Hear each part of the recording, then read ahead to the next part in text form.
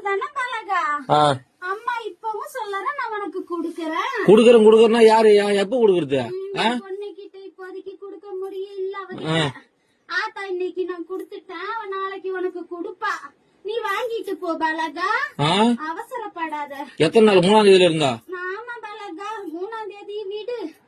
ரொம்ப நாள் ஆச்சு. விடு, நீ ஈஸியா சொல்ற. வீட்டுல உட்காந்து விடு, நான் போய் பேச்சு வாங்கி பணத்துக்கு. நீ ஏன் பதில் சொல்ற? அம்மா நான் சொல்றேன். சொல்ல பதில. என் பொண்ணுக்கு ஆத்தா நான் குடுத்துட்டேன். என் பொண்ணு கையெல்லாம் உன் கைக்கு வந்ததுக்கு அப்புறம் கொடுக்க வேண்டிய இடத்துல குடுத்துக்க பலகா. எப்போ வரும்?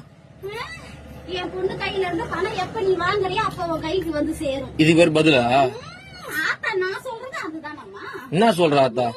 அம்மா இன்னைக்கு கொடுத்திருக்கேன், நாளைக்கு என் பொண்ணு கையால நீ வாங்கிட்டு போ பாலகான்னு சொல்றேன். நாளைக்கு? ஆமா பாலகா. எத்தனை நாளா பாலகா இது? எத்தனை நாளா? இன்னைக்கு தானே சொல்றேன். இத்தனை நாளா எங்க போயிருந்த? இத்தனை நாளா அந்த பதில் சொன்னேன். என்ன சொன்னா குடுக்கறேன்னு. இன்னைக்கு என் பொண்ணுக்கு கொடுத்திருக்கேன், நாளைக்கு நீ வாங்கிட்டு போ பாலகா.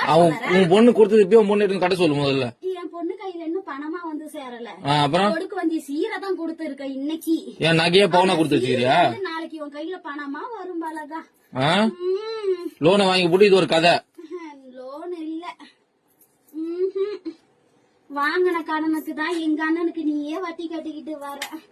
தெரியாதா கோவிந்த்?